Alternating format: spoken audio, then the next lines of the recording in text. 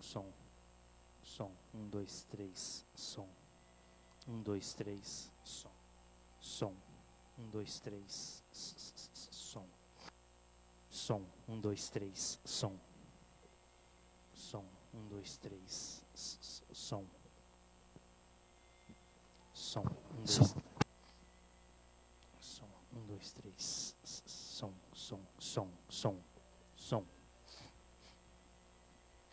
Bom, boa noite a todos. Que a graça e a paz do nosso Senhor Jesus Cristo esteja sobre toda a igreja. Agradecemos a Deus mais uma vez a oportunidade de estarmos juntos, por Deus ter nos guardado, protegido mais uma semana, nos sustentado, tanto na questão material, trabalho, alimento, vestuário, como sobretudo na questão espiritual. Estamos juntos, porque Deus alimentou a nossa fé. Agradecemos também aqueles que têm participado, assistindo, junto conosco este momento tão especial de culto e de adoração ao nosso Deus. Quero convidá-los a se colocar em pé e nós vamos buscar a presença de Deus em oração, pedindo que o Senhor possa transmitir a nós a sua palavra e o seu ensinamento. Vamos orar a Deus? Pai de amor, de misericórdia, de bondade, Deus de instrução e ensinamento, derrama sobre nós nesta noite a compreensão da palavra e a oportunidade de viver os teus ensinos. Cada parte deste culto seja para a glória e honra do teu nome. O Senhor seja exaltado e glorificado através das nossas vidas e receba as nossas ações de graças por tantos benefícios o Senhor tem feito por nós. E agora também pedimos que o Senhor possa ministrar aos nossos corações a tua palavra e a tua direção, para que saímos daqui plenos, edificados na fé, fortalecidos na nossa comunhão com o Senhor e também uns com os outros. Muito obrigado, Deus. É a nossa oração em nome de Jesus. Amém. Quero convidá-los a abrir a palavra de Deus em 1 Coríntios capítulo 7.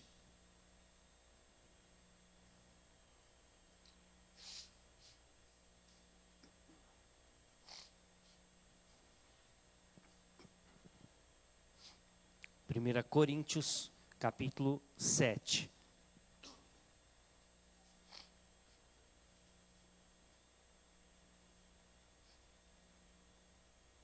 Nós vamos ler até o verso 9. 1 Coríntios 7, de 1 a 9. Diz assim: Quanto ao que me escrevestes, é bom que o homem não toque em mulher. Mas por causa da impureza, cada um tem a sua própria esposa, e cada um o seu próprio marido. O marido conceda à esposa o que lhe é devido, e também, semelhantemente, a esposa ao seu marido. A mulher não tem poder sobre o seu próprio corpo, e sim o marido. E também, semelhantemente, o marido não tem poder sobre o seu próprio corpo, e sim a esposa. Não vos priveis um ao outro, salvo talvez por mútuo consentimento, por algum tempo, para vos dedicardes à oração e novamente vos ajuntardes, para que Satanás não vos tente por causa da incontinência. E isto vos digo como concessão e não por mandamento. Quero que todos os homens sejam tais como também eu sou. No entanto, cada um tem de Deus o seu próprio dom, um, na verdade, de um modo, outro de outro. E aos solteiros e viúvos digo que lhes seria bom se permanecessem no estado em que também eu vivo. Caso, porém, não se dominem, que se casem, porque é melhor casar do que viver abrasado. Que Deus nos abençoe na palavra. Vamos falar bastante sobre isso hoje. Como você acompanhou na rede IPU, o assunto nosso hoje é casamento e divórcio. Que Deus possa abrir nosso coração e nossa mente para um assunto tão atual e tão importante para a vida da igreja e para a sociedade. Vamos cantar o hino 38, hino de número 38, um hino de adoração ao nosso Deus, um hino de louvor ao nosso Criador. Louvores sem fim é o título do hino 38. Nós vamos louvar neste momento.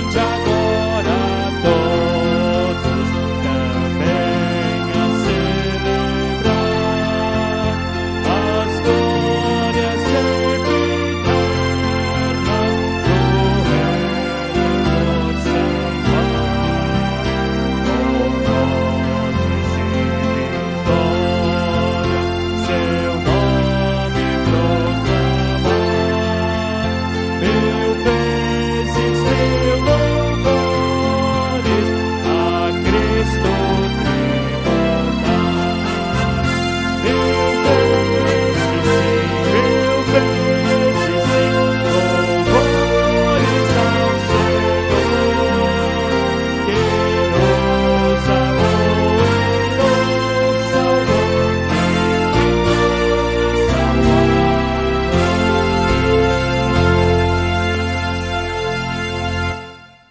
Amém. A igreja pode se assentar. Nós vamos ter um momento de oração neste momento. E eu quero convidar o presbítero Jean para que venha à frente, use o microfone que está ali e faça uma oração por nós, agradecendo a Deus a oportunidade que Ele nos dá de podermos juntos cultuar ao Senhor, intercedendo também por aqueles que estão com dificuldade ainda de vir à casa do Senhor. Vamos orar ao nosso Deus.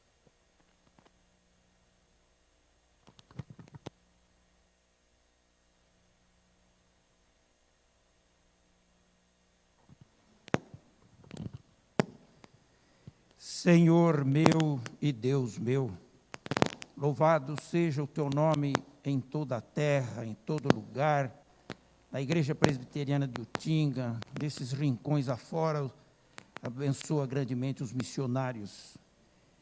Te agradecemos a oportunidade de estarmos aqui para louvar e bendizer o teu santo nome, ó Pai. Te agradeço pelos resultados dos exames. Esteja comigo, onde quer que eu estiver. Esteja com a tua igreja, esteja com os enfermos dessa igreja, ó Pai. Nós te agradecemos porque tu tens estado conosco e com os enfermos nesses momentos tão difíceis. Calvino, naquele hospital. Abençoa o teu servo, que em breve ele possa estar conosco, louvando o teu nome, ó Pai, com assim é o desejo do seu coração. Te damos graça pelo Davi, que já está em casa. E te damos graça, ó Pai, por todos que já estão se recuperando e aqueles que ainda estão nos seus leitos de dores. Esteja com eles, ó Pai, abençoando, guardando, e que em breve eles possam estar curados e estar aqui conosco. Abençoa a tua igreja, o nosso pastor, abençoa as crianças dessa igreja, que cresçam no conhecimento e na graça de Jesus, esteja com adolescentes, os jovens, os mais idosos, ó Pai, no meu caso, e todos os idosos dessa igreja. Abençoa grandemente, ó Pai, que nós possamos te louvar essa noite, te glorificar, porque nós nascemos para te glorificar, para louvar o teu nome. Nós te louvamos, te agradecemos por tudo que tens feito na nossa vida. Tira de nós o ciúme, o eu, o orgulho, a inveja, tudo que impede a nossa comunhão contigo, ó Pai. Te louvamos e te agradecemos em nome de Jesus. Amém. Amém, graças a Deus. Quero convidá-los a abrir a palavra de Deus no Salmo 128. Salmo 128 é considerado um dos salmos da família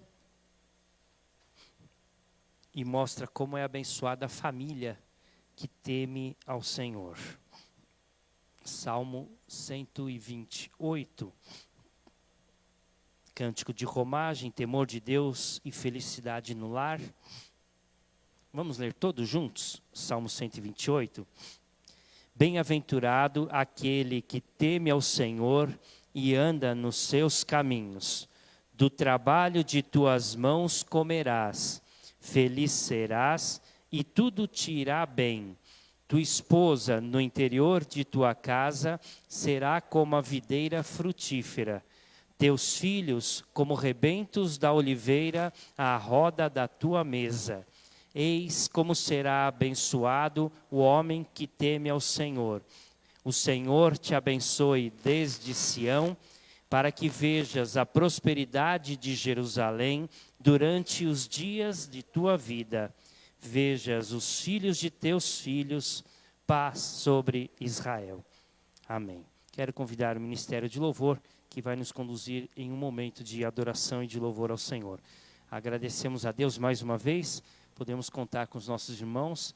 É a primeira vez desde o início da pandemia, né, que nós estamos tendo o período de louvor, com um grupo bem reduzido, respeitando, né, os cuidados que devemos ter nesta época, mas agradecemos a Deus a oportunidade de mais uma vez estarmos juntos.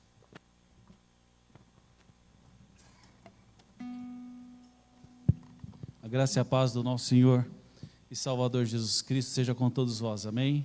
Como o pastor comentou, estamos voltando hoje com o momento de louvor no culto de adoração ao nosso Deus. É um momento de muita alegria que nós temos em poder retomar esse momento que é muito especial no culto de louvor a Deus. Como o pastor também comentou, tomamos todas as providências e precauções de prevenção da saúde, né? Não só nossa, mas também do próximo, né? Então, por isso que nós estamos aqui de máscara, tudo, porque estamos respeitando esse momento. Mas isso não nos impede de louvarmos ao nosso Deus, com alegria, com vibração, com motivação, porque Ele nos dá vida, Ele nos dá saúde e nos dá o privilégio de servirmos a Ele em todos os momentos. Nos momentos de alegria, nos momentos de dificuldade, nos momentos de pandemia, Ele nos dá o privilégio de louvarmos e servirmos a Ele. E nós convidamos a você se colocar em pé e louvarmos, que é bom estarmos aqui louvando a Deus, podendo exaltar seu santo nome. Tempo para isso, tempo para louvarmos ao nosso Deus.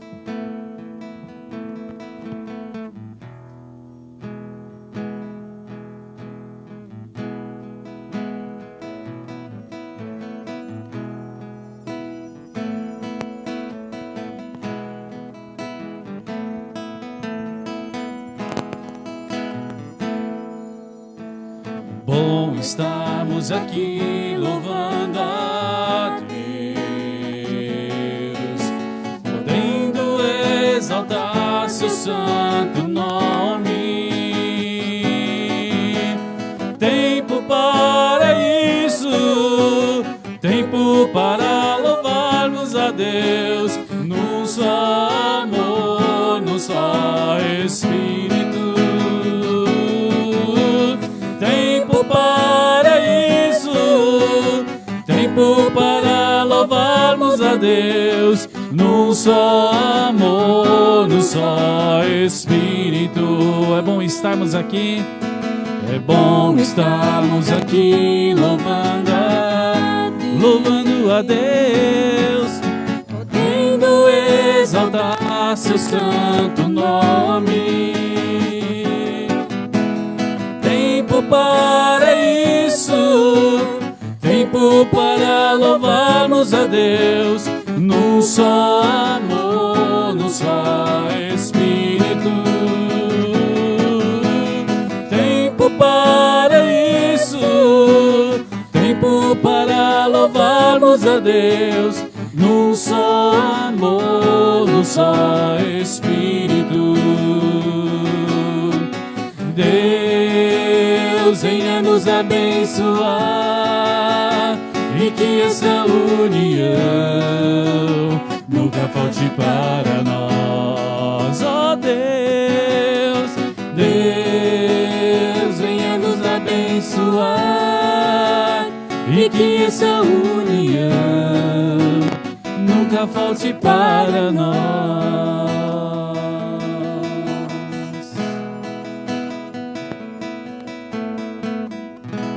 Amém. Que possamos sempre louvar a esse nosso Deus, que Ele é soberano sobre todas as coisas, sobre mim, sobre você, sobre toda a humanidade. Nosso Deus é soberano.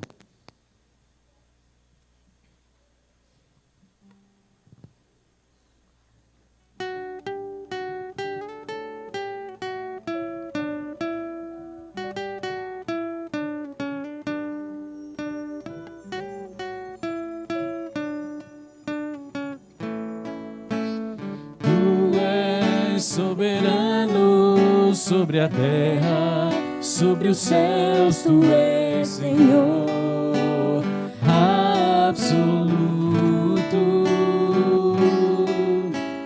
Tudo que existe e acontece, tu sabes muito bem. Tu és tremendo, tu és soberano. Tu és soberano sobre a terra, sobre os céus, tu és Senhor absoluto. Tudo que existe e acontece, tu sabes muito bem.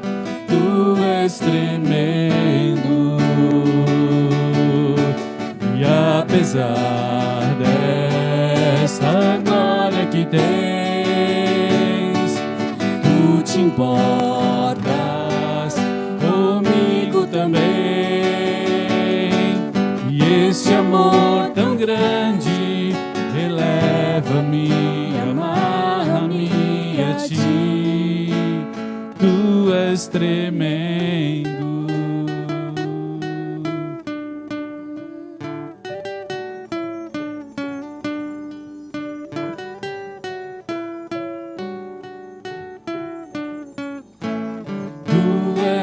Soberano sobre a terra, sobre os céus, tu és Senhor absoluto. Tudo que existe e acontece, tu sabes muito bem. Tu és tremendo. Mas apesar dessa glória e apesar desta glória que tens,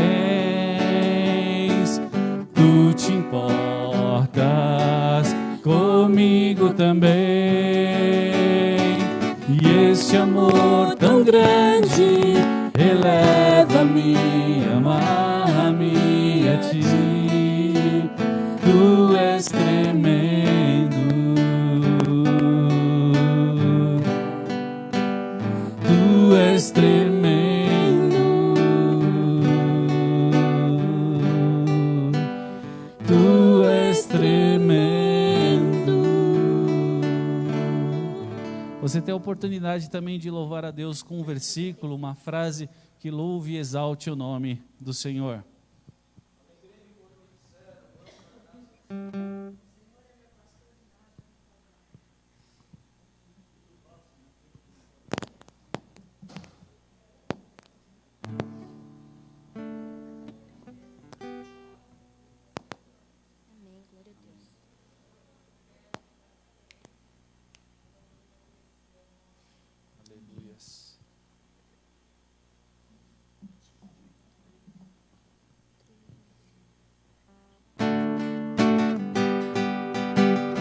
Em tua presença, reunimos-nos aqui, contemplamos tua face e rendemos-nos a ti.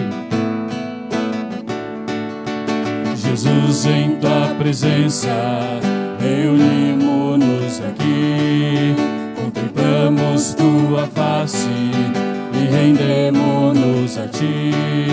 Pois um dia tua morte trouxe vida a todos nós e nos deu completo acesso ao coração do Pai. O véu que separava já não separa mais. A luz que outrora apagada agora brilha e cada dia brilha mais. Só pra te adorar, exaltar teu nome grande e te dar o louvor que é devido. Estamos nós aqui só pra te adorar, exaltar teu nome grande e te dar o louvor que é devido. Estamos nós aqui, estamos nós aqui, estamos nós aqui. Te louvamos, ó Senhor, porque o Senhor é grandioso. O Senhor tem cuidado de nós todos os momentos da nossa vida, ó Pai. Te damos glórias, ó Pai, porque o Senhor nos dá o privilégio de sermos chamados teus filhos e fazermos parte da tua família, do teu corpo. Te louvamos, ó Deus, que o Senhor nos dá o privilégio de estarmos aqui reunidos, ó Pai, unidos e reunidos em teu nome para louvar e bendizer o teu santo e maravilhoso nome, ó Pai. Receba o nosso culto, receba a nossa adoração, ó Deus. E, ó Deus, Que o Senhor derrame grande bênção sobre o nosso país, sobre a nossa nação, ó Deus. E em breve possamos, ó Deus, estar de uma forma plena, louvando ao Senhor com todos os membros, todas as pessoas aqui reunidas, em nome do Senhor Jesus Cristo, Pai. E te louvamos e te bendizemos no teu nome. Amém, amém e amém. A igreja pode se sentar.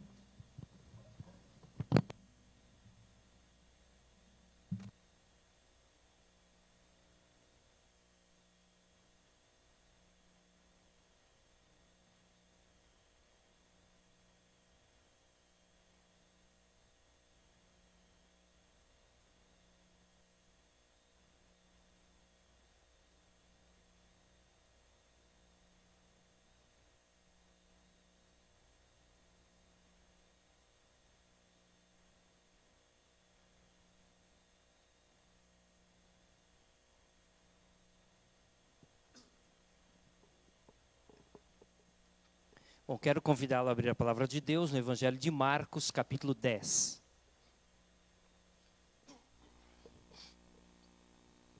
Evangelho de Marcos, capítulo 10. Enquanto você abre, só uma explicação para a gente. Nós temos estudado às quartas-feiras, hoje é domingo, nós temos estudado às quartas-feiras o Evangelho transformador a partir da visão do evangelista Marcos. E eu fiz uma mudança. Na quarta-feira eu trouxe uma mensagem que eu traria domingo e hoje eu estou trazendo uma mensagem que eu traria na quarta-feira. E eu explico isso para você. A minha ideia é chamar a sua atenção para que você participe conosco dos trabalhos de quarta-feira. Ou presencialmente, já temos tido essa oportunidade, ou acompanhando na nossa mídia, pelo YouTube ou pelo Facebook, Igreja Presbiteriana de Utinga. Então o desafio hoje com a mensagem é poder chamar a sua atenção para este assunto. Na verdade, vamos entrar no Evangelho de Marcos em 5 questionamentos de Jesus, ou Jesus é questionado a respeito de 5 coisas, e a primeira delas nós vamos tratar hoje, as outras a partir de quarta-feira. Na verdade, uma dessas 5 nós já trabalhamos, então vamos trabalhar 4 delas a partir das próximas quartas-feiras. E começa hoje então, Marcos capítulo 10, a partir do verso 2, até o verso 12, o seguinte texto. E aproximando-se alguns fariseus o experimentaram, perguntando-lhe: é lícito ao marido repudiar a sua mulher? Ele lhes respondeu: o que vos ordenou Moisés? Tornaram eles: Moisés permitiu lavrar carta de divórcio e repudiar. Mas Jesus lhes disse: por causa da dureza do vosso coração, ele vos deixou escrito este mandamento. Porém, desde o princípio da criação, Deus os fez homem e mulher. Por isso, deixará o homem a seu pai e sua mãe, e unir-se-á à sua mulher, e com a sua mulher serão os dois uma só carne, de modo que não são mais dois, mas uma só carne. Portanto, o que Deus ajuntou, não separe o homem. Em casa, voltaram os discípulos a interrogá-lo sobre este assunto, e ele lhes disse: quem repudiar sua mulher e casar com outra, comete adultério contra aquela. E se ela repudiar seu marido e casar com outro, comete adultério. Vamos orar? Pai, em nome de Jesus, queremos agradecer a oportunidade que o Senhor nos dá de termos a Tua palavra como fonte de instrução, de iluminação para o nosso coração. E queremos pedir que haja em nós compreensão, para que vivamos o Teu Evangelho de forma íntegra, correta e perfeita, conforme as palavras de Cristo Jesus, que o Senhor vai trazer aos nossos corações nesta noite. Em nome dEle nós oramos. Amém.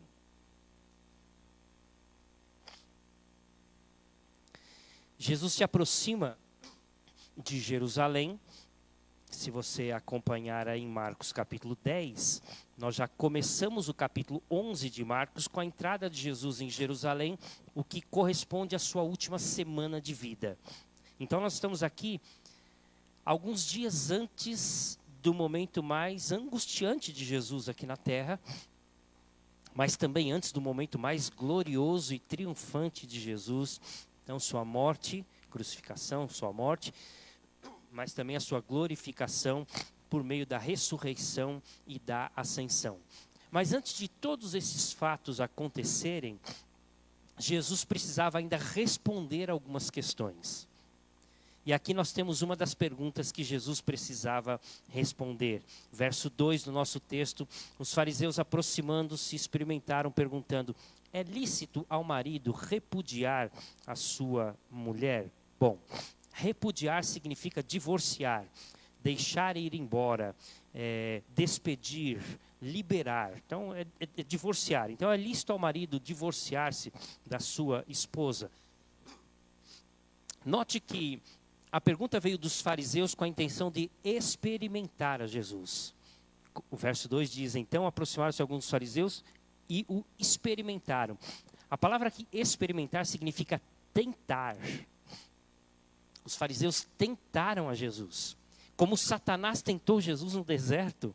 E durante muitos momentos do seu ministério, os fariseus também, em muitos momentos do ministério de Jesus, tentaram a Jesus, provocaram a Jesus, incitaram Jesus ao erro. A ideia aqui é provocar ao erro, é incitar para o mal, é fazer com que Jesus caia, tropece em alguma coisa, em alguma palavra, em algum ensinamento, contrariando a própria lei de Moisés, como era o caso aqui, ou mesmo um ensino seu anterior, que ele entrasse em contradição, para que pudesse ser acusado de heresia, ou quem sabe ainda de algo maior, e ser levado à cruz, como de fato estava prestes a acontecer pelo dedo dos fariseus e dos líderes religiosos.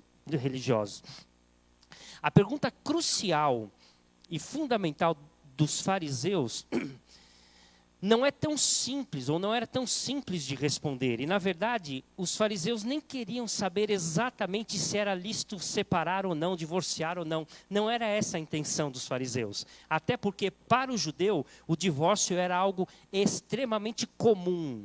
Vou falar disso daqui a pouco. Mateus, quando escreve o texto paralelo, esse texto está bem paralelo em Marcos e Mateus, vamos trabalhar os dois juntos, e bem resumidamente no Evangelho de Lucas. Mas vamos ficar com Marcos e Mateus, trabalhando os dois textos, vou citando os textos à medida que Mateus vai aparecendo. Mas no Evangelho de Mateus, ele relata exatamente o cerne, o âmago, a intenção real dos fariseus ao tentarem, ao provocarem, ao incitarem Jesus ao erro. A pergunta lá em Mateus tem um acréscimo interessante. Lá diz assim: é lícito ao marido repudiar a sua esposa? Igualzinho aqui, mas o acréscimo é sem qualquer motivo. É lícito ao marido repudiar a sua esposa por qualquer motivo? Então a pergunta não era: o divórcio é legal ou não é legal? Isso ele já tinha uma resposta. A pergunta é: quais são os motivos reais para que o divórcio seja possível? Essa era a pergunta dos fariseus para Jesus. Parece uma pergunta simples de responder. Mas, na verdade, os fariseus queriam saber de que lado da teologia rabínica Jesus estava. Se ele era mais liberal ou se ele era mais conservador. Explico para você. Havia duas correntes rabínicas mais famosas nesta época de Jesus. Dois rabinos que nasceram no ano 50, 60 antes de Cristo e morreram depois que Cristo já tinha nascido, então muito fluentes nos dias de Jesus realmente. Eles influenciaram grandemente todo o ensino do judeu com relação a todos os assuntos da lei de Moisés. Mas com relação ao divórcio, ao casamento e divórcio, então vamos lá. O rabino Shammai, ele era mais conservador. Para o rabino Shammai, havia apenas um motivo para o divórcio, o adultério. Ou, se no início do casamento, o marido descobrisse que a mulher não tinha casado virgem. Então ele poderia apresentar as provas e pedir o divórcio. Esses eram os dois motivos, segundo o rabino Shammai trazia no ensinamento, que eram possíveis ocorrer e haver o divórcio. Se você olhar a lei de Moisés em Deuteronômio 22 e 24, e vamos citar bastante eles aqui, ou algumas vezes eles aqui, durante o nosso estudo, você vai ver que o Rabino Shammai interpreta melhor a lei do que o segundo Rabino, que era muito mais influente entre os judeus, muito mais conhecido entre os judeus, que era chamado Rabino Hillel, e ele tinha uma posição muito mais liberal. Para o Rabino Hillel, qualquer tipo de motivo era suficiente para se pedir o divórcio. Por exemplo, para o Rabino Hillel, um mau comportamento público da mulher era suficiente para pedir o divórcio. Por exemplo, se uma mulher conversasse com um homem em público, o marido podia pedir o divórcio.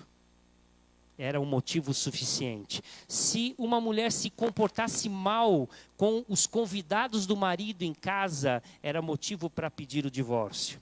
Se uma mulher falasse mal dos sogros na presença do marido, ele podia dar o divórcio. Se uma mulher falasse com um tom de voz elevado demais e os vizinhos escutassem a mulher falando, ele poderia pedir o divórcio. E pasmem, há motivos históricos dizendo que se a mulher salgasse demais a comida, era motivo suficiente para que o marido pudesse pedir o divórcio. A gente ri, né? Será que os nossos motivos da sociedade de hoje são tão diferentes desses que nós citamos agora? Eu nem preciso dizer para você qual era a corrente mais aceita entre os judeus da sua época. Não preciso dizer. O Rabino Hillel ganhava de baciada entre os judeus. Ou seja, o divórcio era algo extremamente comum desde os dias de Moisés até os dias de Jesus e até os dias de hoje. O divórcio era extremamente comum. Então a questão não era, Senhor, é lícito divorciar ou não? Não era essa a questão. A questão que eles queriam saber é de que lado da teologia rabínica o senhor está, da interpretação mosaica o senhor está, do lado mais conservador, apenas por motivo de adultério ou pecado sexual, ou por qualquer outro motivo? Essa era a pergunta dos fariseus para com Jesus. E Jesus responde de maneira brilhante, como não poderia deixar de ser, coisa extraordinária. Jesus, como Filho de Deus, espetacular, responde de uma maneira sensata, bíblica, coerente. E ele traz 3 argumentos para embasar a sua resposta, e no final nós vamos compreender o pensamento de Jesus. Então, em primeiro lugar, Jesus vai tratar o casamento e a criação. Primeiro ele vai chamar a atenção dos fariseus e de todos os ouvintes, os discípulos estavam presentes, com certeza outras pessoas presentes, e ele vai chamar a atenção para o casamento e a criação. Embora no Evangelho de Marcos, que nós lemos aí, a criação é o segundo argumento que Jesus coloca, primeiro ele parte para a lei de Moisés, no Evangelho de Mateus, o que é muito provável seja correta essa interpretação, essa ideia, a sequência, Jesus começa com a criação. É o primeiro argumento de Jesus, é a criação. Na verdade, antes de Jesus abrir para qualquer discussão, diante da pergunta dos fariseus sobre qual era o motivo pelo qual era lícito divorciar, repudiar a sua mulher, Jesus diz assim, até dá uma exortação irônica aos fariseus, dizendo, vocês não conhecem a Bíblia? Mateus 19:4, Jesus começa o versículo dizendo assim, vocês não têm lido sobre isso na Bíblia? Ou seja, vocês são doutores da lei e estão perguntando para mim, vocês deveriam conhecer, vocês tinham que saber a resposta. Está escrito. E os fariseus então esperaram Jesus falar sobre a lei, e Jesus vem antes da lei, porque o princípio de Deus é muito mais importante do que qualquer lei dada, mesmo que por Deus, a Moisés e ao povo. E Jesus começa a sua resposta dizendo, no começo, Deus criou o homem, Deus criou a mulher, e disse ao homem e à mulher, os dois se unam, se tornem uma só carne, e vocês vão formar uma família, e vão dar início à sociedade. E esse é o princípio de Deus. Jesus não volta direto para a lei de Moisés, mas Jesus volta para a criação e coloca, o casamento é uma instituição divina. Deus criou o casamento. E ao afirmar que Deus criou o casamento, Jesus quer dizer 4 coisas. A primeira é que o casamento é uma união criada por Deus. E por ser criada por Deus, nenhum tribunal humano poderia dissolver. Se ela foi criada por Deus, nenhum tribunal humano poderia dissolver, acabar, interferir. Portanto, o casamento é indissolúvel. A segunda coisa que Jesus quis dizer ao voltar para a criação, para responder aos fariseus sobre o casamento, é que o casamento é uma união física. Deixará o homem pai e mãe, se unirá à sua mulher e os dois serão uma só carne. É muito interessante essa expressão lá de Gênesis e o que Jesus quer dizer aqui. Ele não diz os dois serão uma só alma, um só espírito. Eles dirão os dois serão uma só carne. Evidentemente, se fala da reunião, da união íntima, inclusive sexual, entre homem e mulher. Fala aqui da relação sexual entre homem e mulher. Mas fala de algo que é permanente enquanto há vida. Porque quando ele diz, os dois se tornarão uma só carne, quando não houver mais vida, ou seja, quando a morte chegar, o casamento se torna solúvel, ou seja, ao fim do casamento, diante da morte. Tanto é que Jesus responde com relação a isso, com relação aos saduceus, no céu não haverá casamento. Agora, se Deus, ao criar o casamento, dissesse, os dois serão um só espírito, ou uma só alma, a alma não morre. Então o casamento continuaria no céu. Mas ele diz, os dois serão uma só carne. Portanto, indissolúveis, até que a morte os separe. Quando Jesus volta para o casamento, para a criação, para falar do casamento, ele está dizendo que o casamento é eterno. Não eterno enquanto dure, mas eterno até a morte. O texto diz, aí no verso 9 de Marcos 10 que nós lemos, o que Deus ajuntou, o homem não separa. Quando ele volta para a criação, ele faz lembrar essa verdade. O casamento é eterno. Não enquanto dure, mas até a morte. A quarta coisa que Jesus quer dizer ao voltar à criação para falar sobre o casamento e responder aos fariseus é que o casamento é uma união entre homem e mulher. Ou seja, dentre outras coisas, estão excluídas aqui todo tipo de homossexualismo. Homem e mulher, não homem e mulher de maneira nenhuma. E não está incluso no casamento a poligamia. Um homem com muitas mulheres ou uma mulher com muitos homens.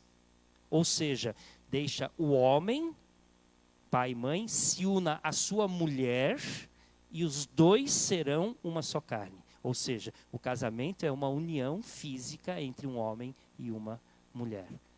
Então, quando Jesus responde aos fariseus, ou começa a sua resposta, ele volta na criação de Deus para dizer, o casamento é uma instituição criada por Deus. O casamento é uma união física. O casamento é uma união permanente. O casamento é uma união entre um homem e uma mulher. Compreende? Jesus começa a sua resposta dessa forma. Ele não vai direto naquilo que os fariseus queriam ouvir, mas ele vai direto na instituição de Deus. É muito mais importante voltarmos para o início e vermos como Deus via o casamento.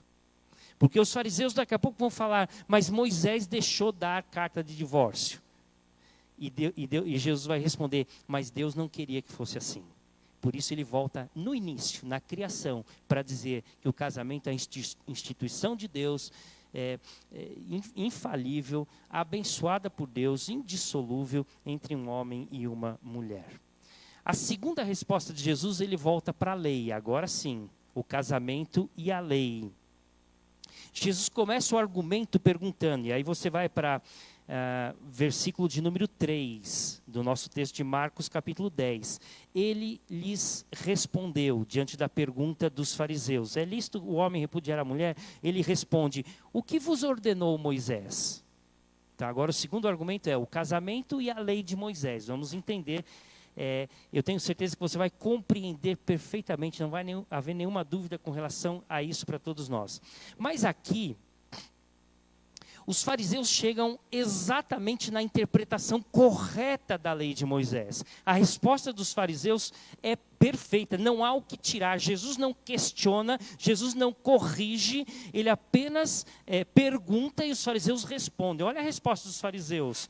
Tornaram eles: Moisés permitiu lavrar carta de divórcio e repudiar. Não há o que questionar, eles estavam certos. Nota bem, eu vou repetir e dar ênfase numa frase, no verbo. Moisés permitiu lavrar carta de divórcio e repudiar. Moisés permitiu. É exatamente isso que Jesus queria enfatizar. Lá no Evangelho de Mateus, o tom da conversa é outro.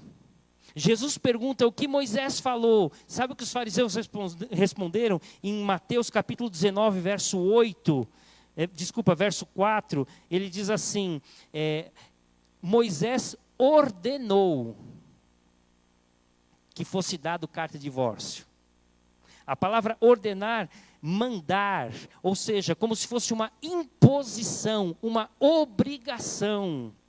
E lá em Mateus 19, verso 8, Jesus responde aos fariseus que haviam usado o verbo ordenar e não permitir, como está em Marcos. Jesus responde assim, respondeu-lhe Jesus: por causa da dureza do vosso coração, é que Moisés vos permitiu dar carta de divórcio e repudiar. Jesus corrige os fariseus que dizem ordenar e diz: Moisés não ordenou, Deus não ordenou dar o divórcio, Deus não quer que isso aconteça, não é o princípio de Deus, Ele permitiu pela dureza do coração de vocês. Por isso, Jesus responde de uma forma bem direta àqueles homens dizendo: a lei de Moisés está certa.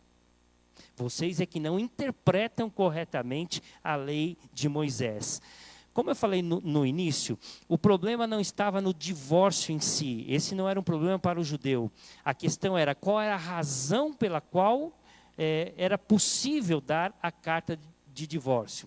Nos dias de Moisés, o divórcio era extremamente comum, como nos dias de Jesus e como nos dias de hoje. Uma prática bem habitual, bem corriqueira. E como eu falei, os judeus usavam a tradição, a interpretação da lei de Moisés, do Rabino Hillel, que aceitava o liberalismo, ou seja, qualquer motivo era motivo para dar o divórcio.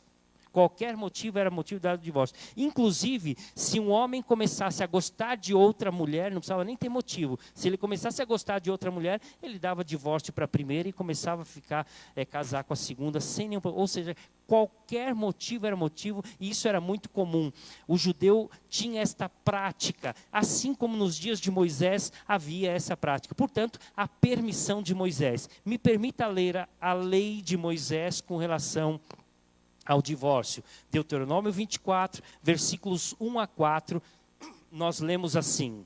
Deuteronômio 24, de 1 a 4. Se um homem tomar uma mulher e se casar com ela, e ela não for agradável aos seus olhos, por ter ele achado coisa indecente nela, e se ele lhe lavrar um termo de divórcio e lhe der na mão e a despedir de casa, e se ela, saindo de sua casa, for e se casar com outro homem, e se este a aborrecer e lhe lavrar termo de divórcio e lhe der na mão e a despedir de sua casa, ou se este último homem que a tomou para si por mulher vier a morrer, então o seu primeiro marido que a despediu não poderá tornar a desposá-la para que seja sua mulher, depois que foi contaminada, pois é abominação perante o Senhor. Assim não farás pecar a terra que o Senhor teu Deus te dará por herança. Essa é a lei que Deus deu a Moisés, para que Moisés transmitisse ao povo com relação ao divórcio. Há uma questão de interpretação muito difícil aqui, muito difícil. E aí vai para aquelas duas correntes de Shammai, conservadora, ou de Hillel, mais liberal. Se um homem tomar uma mulher e se casar com ela, e se não lhe for agradável aos seus olhos, a grande questão para os judeus de interpretação é: o que é não ser agradável aos seus olhos?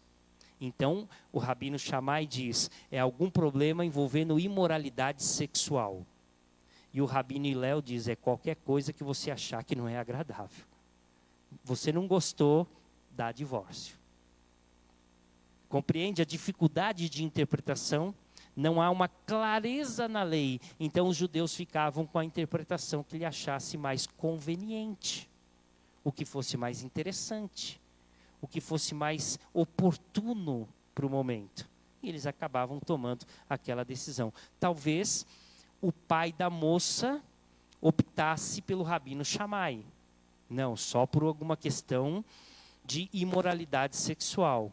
O pai da moça não queria a sua filha desprezada de um casamento. Era vergonhoso.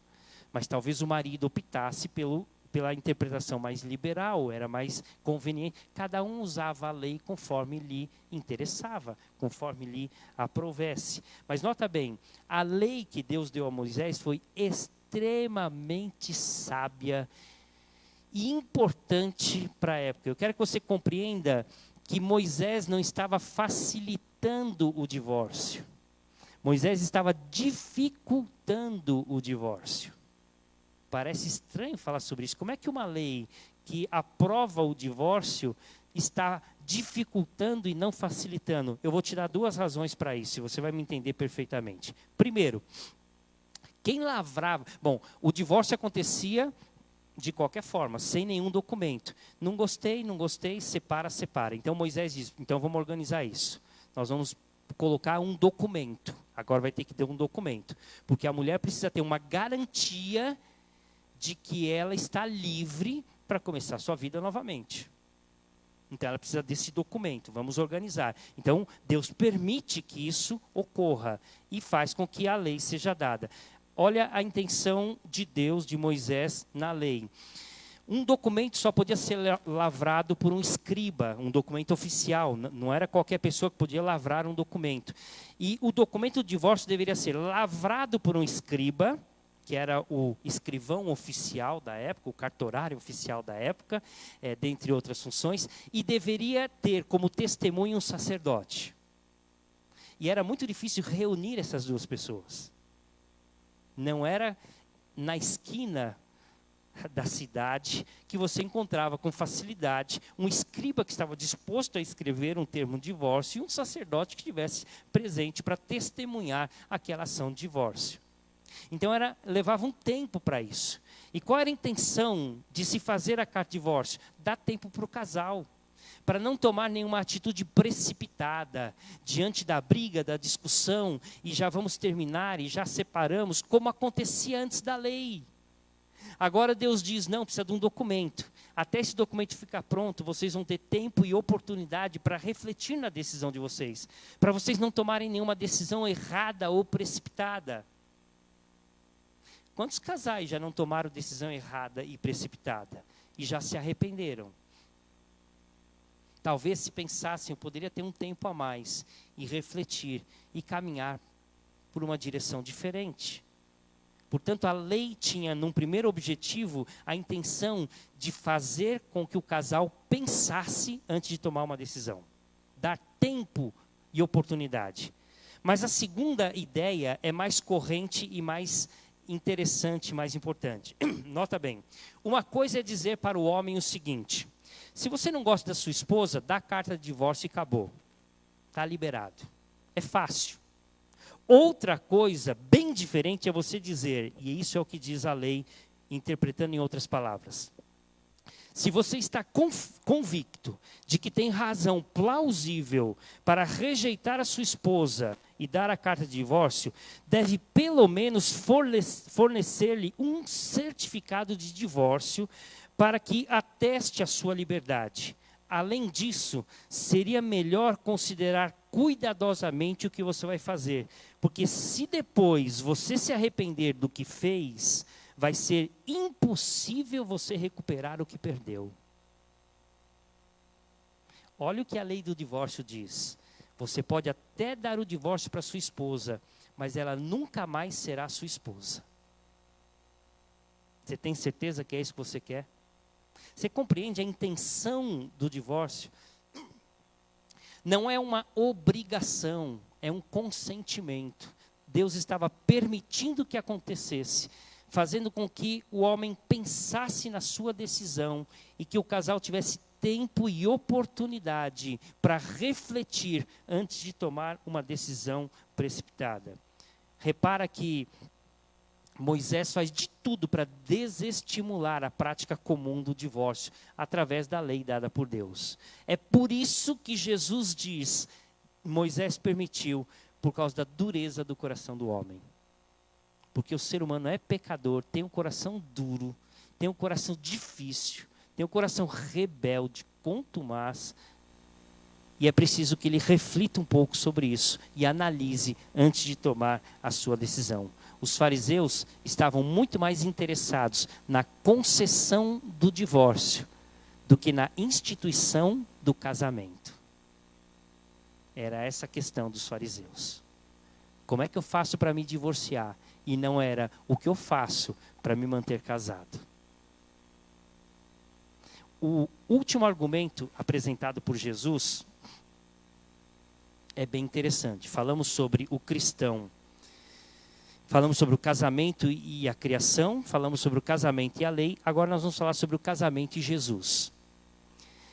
E aí eu peço, se você quiser abrir comigo, Mateus capítulo 19, porque Marcos não faz essa menção. Mateus 19, de 9 a 12.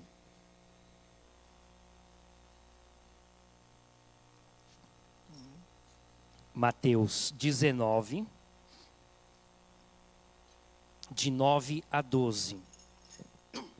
Diz assim: Eu, porém, vos digo, quem repudiar a sua mulher, não sendo por causa de relações sexuais ilícitas, e casar com outra, comete adultério. E o que casar com a repudiada, comete adultério também. Disseram-lhe os discípulos, se essa é a condição do homem relativamente à sua mulher, não convém casar. Jesus, porém, lhes respondeu, nem todos são aptos para receber este conceito, mas apenas aqueles a quem é dado. Porque há eunucos de nascença, há outros a quem os homens fizeram tais, e há outros que a si mesmos se fizeram eunucos por causa do reino de Deus. Quem é apto para admitir, admita. Bom, começo o casamento de Jesus com a palavra de Jesus no verso 9. Eu, porém, vos digo. Sabe o que significa eu, porém, vos digo? Os profetas falavam em nome de Deus. Veio a minha palavra do Senhor dizendo, e ele trazia a palavra de Deus. Jesus não dizia, veio a minha palavra do Senhor dizendo. Por quê? Porque Jesus é a palavra de Deus. E ele diz, eu, porém, vos digo. Ou seja, é como se Jesus estivesse dizendo para os fariseus o seguinte, eu já falei para vocês sobre a questão do casamento e do divórcio, conforme o plano original de Deus lá na criação. Eu já falei para vocês com relação ao casamento e ao divórcio, conforme a lei de Moisés, para que vocês compreendam que Moisés permitiu por causa da dureza do coração de vocês. Agora eu estou dizendo como Senhor absoluto sobre todos os assuntos. O que eu vou dizer é a palavra de Deus direta para o coração de vocês. É isso que ele está dizendo quando ele coloca, eu porém vos digo. E aí ele coloca algo que Marcos e Lucas não colocam. Se não for por motivo de adultério, o divórcio não é aceito aos olhos de Deus. Se a separação de um casamento não ocorrer por causa de relação sexual ilícita, quem casar novamente está cometendo pecado.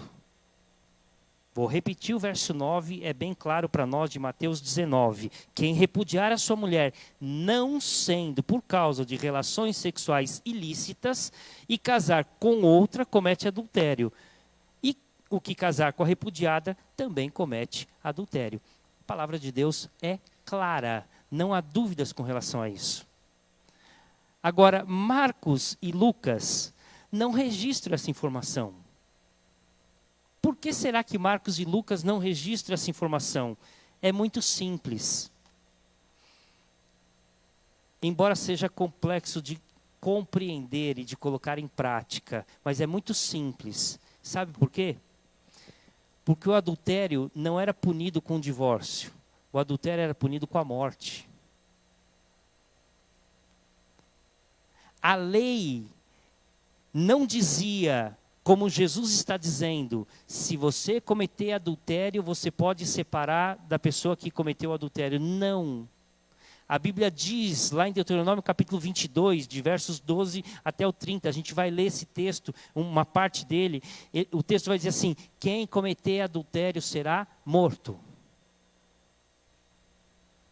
Olha o que diz Deuteronômio, não precisa abrir, Deuteronômio 22, versículo 22. Na verdade, do 13 até o 30 fala, mas o 22 diz assim: se um homem for achado deitado com uma mulher que tem marido, então ambos morrerão, o homem que se deitou com a mulher e a mulher. Assim eliminarás o mal de Israel. Simples assim, não há divórcio, há morte. Você lembra quando pegaram uma mulher em flagrante adultério e levaram para Jesus? O que os líderes religiosos disseram? Senhor, a lei manda matar, apedrejar. O que o Senhor diz? Estavam errados? Não, Deuteronômio 22 diz, a lei manda matar. Ou seja, não há divórcio para adultério. Segundo a lei de Moisés, há morte. O que Jesus queria dizer era, o divórcio do Novo Testamento equivale à morte no Antigo Testamento. É o fim. É o fim da união carnal, porque a união, os dois se tornam uma só carne. Esta união indissolúvel só é possível por meio da morte. Ninguém separa, o que Deus uniu, o homem não separa. Até agora Jesus está falando sobre isso. Ele está dando a resposta dessa forma. Quando ele volta para a criação, quando ele volta para a lei, ele está dizendo, não há como dissolver um casamento, a não ser a morte. Agora Jesus está dizendo, sim, há uma razão para dissolver o casamento, o adultério. Mas espera aí, o adultério, os fariseus poderiam questionar, o adultério é punido não com separação, mas com morte. Jesus diz, já que não estamos na lei do talião, ou do olho por olho, dente por dente, já que a igreja não impunha a espada como autoridade e vingança, então a alternativa para a vingança, para a lei do talião, para a morte, para o aniquilamento total do pecador é a separação. Então o divórcio é permitido quando há adultério. É isso que Jesus está explicando. É por isso que Marcos não cita, omite, e Lucas também omite. Por quê? Porque a lei é clara com relação a isso. Mas Jesus coloca de maneira muito clara qual é a razão única com relação ao divórcio, o adultério. Então conclui Jesus aos fariseus. O casamento é uma união física permanente, que só pode ser rompido por uma questão física. Se ele é uma união física, só pode ser rompido por uma questão física. A morte de um dos cônjuges ou o adultério de um dos cônjuges. Então ele explica o casamento voltando para a criação, ele explica o casamento voltando para a lei de Moisés e a questão do divórcio, e ele explica o casamento conforme a interpretação que ele dá na lei da graça e do amor. Eu quero partir para a conclusão, fazendo algumas considerações para a gente. Mas eu não posso começar a conclusão sem citar Malaquias 2,16. Diz assim, porque o Senhor Deus de Israel diz que odeia o repúdio. Deus odeia o divórcio. Não precisaríamos continuar mais nenhuma palavra. Está muito clara a palavra de Deus, a orientação de Deus para a gente. Deus odeia o divórcio. Malaquias 2,16, você pode ler com calma e analisar. Mas eu preciso fazer 3 considerações aqui na nossa conclusão, para a gente poder abordar. Eu não posso deixar desapercebido Marcos 10:12. Não dá para deixar esse texto passar em branco para a gente. Olha o que diz o texto. Eu vou ler o 11 para você entender a diferença e vamos fixar no 12. Ele lhes disse, quem repudiar a sua mulher e casar com outra comete adultério contra aquela. E se ela repudiar o seu marido e casar com outro, comete adultério. Olha o que Jesus está dizendo. A mulher também tem direito de repudiar o seu marido.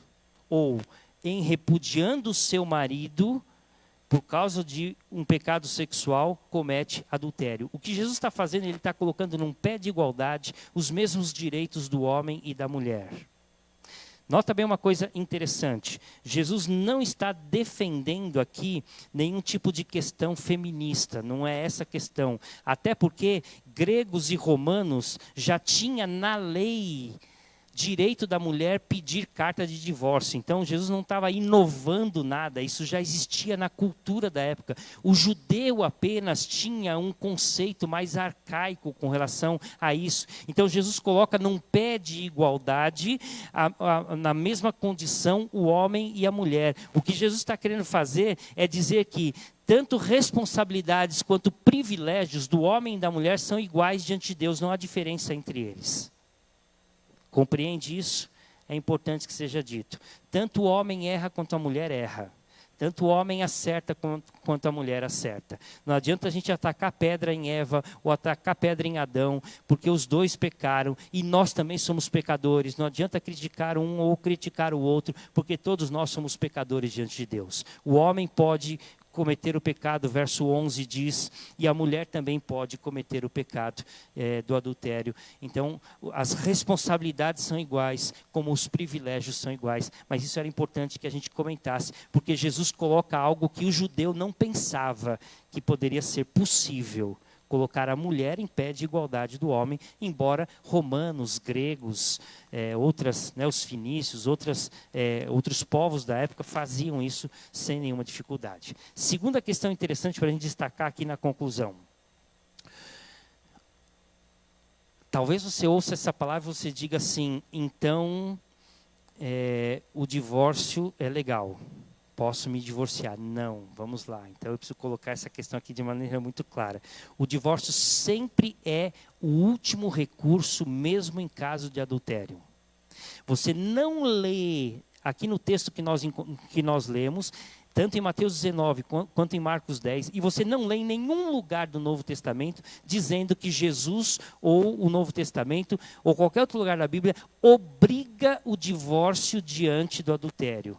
O texto diz, é permitido o divórcio, ou seja, sempre a primeira opção é o perdão. Compreende isso? A primeira opção é sempre o perdão, é sempre tratar, é sempre cuidar, é sempre tentar a restauração, é trazer a união, porque é a instituição criada por Deus, porque é algo que Deus instituiu. Se há falha, se há pecado, Deus pode corrigir, Deus pode perdoar, Deus pode renovar, Deus pode fazer começar tudo de novo, pode restaurar a vida. Então, a primeira opção sempre é o perdão, nunca é o divórcio.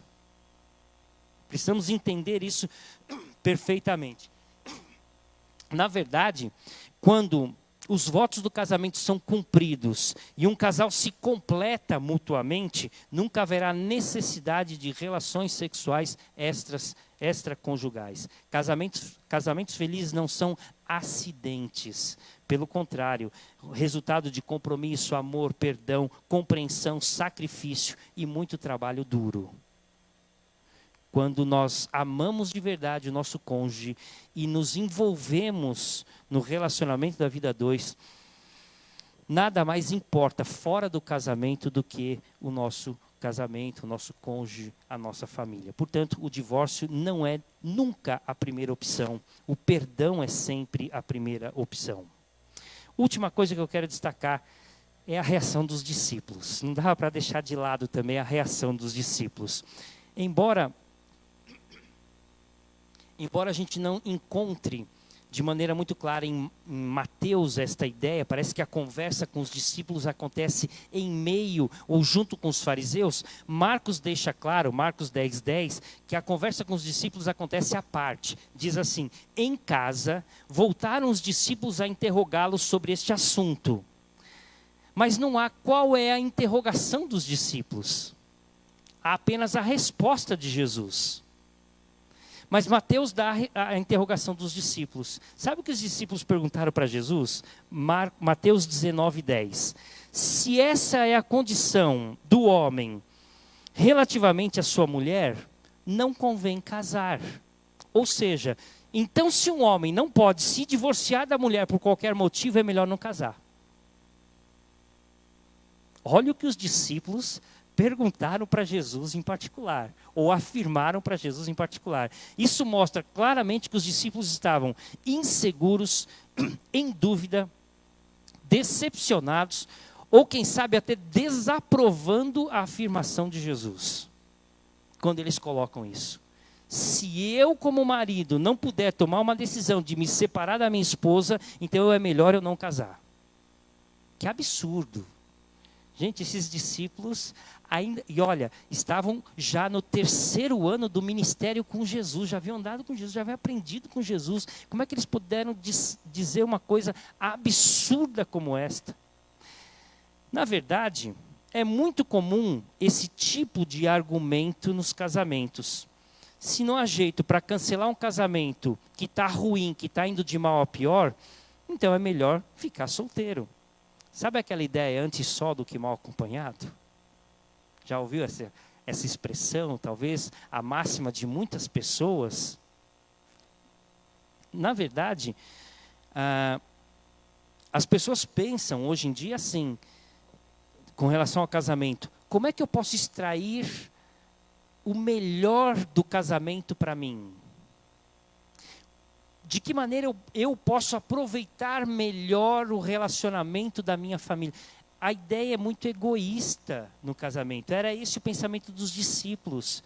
Se eu não posso tomar uma decisão que eu quero, então eu prefiro ficar sozinho. Um pensamento egoísta, um pensamento individualista. O pensamento deveria ser: como eu posso usar a bênção do casamento para melhor satisfazer meu cônjuge, para abençoar os meus filhos e para glorificar o nome de Deus? Eu tenho que parar de pensar numa vida egoísta dentro de 4 paredes e pensar em como viver a vida para satisfazer a Deus em primeiro lugar e a minha família. E os discípulos pensavam de maneira egoísta no casamento: se eu não posso tomar a melhor decisão para mim, então eu prefiro ficar sozinho, porque aí ninguém tem nada a ver com a minha vida. Que absurdo, que egoísmo, que individualismo. Jesus vai responder com relação aos eunucos. Sim, há eunucos de profissão, há eunucos que são feitos e há eunucos que optam por vários motivos. A Bíblia coloca vários exemplos. Isto é real, cada um escolha o que é melhor para si. Mas vocês não podem pensar dessa forma com relação ao casamento de vocês. Quando vocês se uniram numa família, vocês deixaram de ser um e são 2, mas de 2 uma só carne. Pensem juntos, vivam em família. A família é bênção de Deus. Parem de pensar de forma egoísta. O casamento é uma forma de serviço, amor e sacrifício, como todas as outras instituições que existem, sociedade, igreja, trabalho e tudo mais. Foi essa atitude de Jesus que fez de Jesus, o Filho de Deus, viver uma vida exemplar, uma vida de serviço, uma vida de amor, uma vida de sacrifício. Não é à toa que Paulo, em Efésios, compara o casamento com a fé cristã. Não é isso que ele diz, falando do relacionamento entre marido e mulher, e chega num determinado momento, ele diz: grande é esse mistério, mas eu me refiro a Cristo e à igreja. Famílias sadias, sociedade sadia, igreja abençoada. Que Deus nos dê a graça de termos famílias felizes e equilibradas, sendo um modelo de amor e fé, servindo ao Senhor de todo o coração. Que Deus assim nos abençoe, que entendamos, que vivamos o amor cristão dentro da nossa família, para que sejamos exemplos de amor, de fidelidade àqueles que nos cercam. Deus nos abençoe, irmãos, em nome de Jesus. Amém? Nós vamos cantar o hino 395, é um hino que fala sobre família e fala sobre o amor no lar. Que ele seja de fato um hino que expresse o nosso relacionamento dentro da nossa casa. Hino 395, vamos colocar em pé e vamos louvar ao Senhor.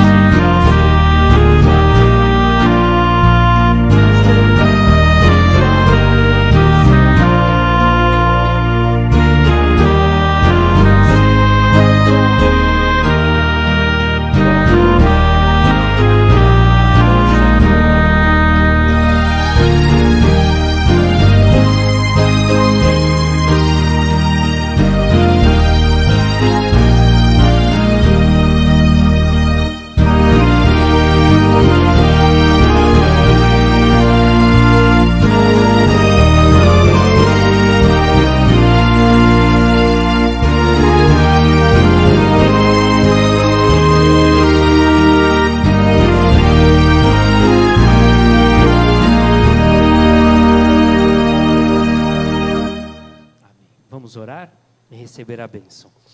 Obrigado, ó Deus, pela oportunidade que o Senhor nos dá de podermos cultuar o Teu nome e de aprender da Tua palavra e experimentar na nossa vida diária como é gostoso depender do Senhor, como é bom ser um servo fiel e obediente. Dá-nos esta graça e esta oportunidade no nosso dia a dia, de não apenas entendermos, de ouvirmos, de aprendermos a palavra, mas de vivermos a Tua palavra dia a dia, no nosso comportamento, em todas as áreas, em todas as atividades. Nos ajude, Pai. Pai, eu peço em nome de Jesus que o Senhor abençoe as famílias representadas, aquelas que estão aqui presentes, aquelas que estão em casa ouvindo a palavra também agora, que o Teu Espírito Santo possa tocar cada um. Não sabemos a realidade, o momento que cada um atravessa, mas que o Senhor possa restaurar, renovar, abençoar, colocar amor, perdão e, com certeza, derramando a Tua graça, vivemos aquilo que o Senhor quer que nós vivamos. O casamento é a instituição do Senhor e é bênção do Senhor para as nossas vidas. Te louvamos por isso. Nos ajude. Ajude a lidar melhor dentro de casa, a sermos melhores maridos, esposas, filhos, pais. Dá-nos a graça de viver um lar cristão e sadio, para a honra e glória do Teu nome. Pai, abençoa a semana que temos, nosso trabalho, nossa família, nossas atividades. Que o Senhor nos dê a graça de termos sucesso naquilo que fizermos. Com a Tua ajuda, proteção e direção, dependemos do Senhor. Nos ajude, em nome de Cristo. Que a graça do Senhor Jesus, o amor de Deus, o Pai, a comunhão e a consolação do Espírito Santo de Deus, seja com todos vós, hoje e sempre. Amém, irmãos.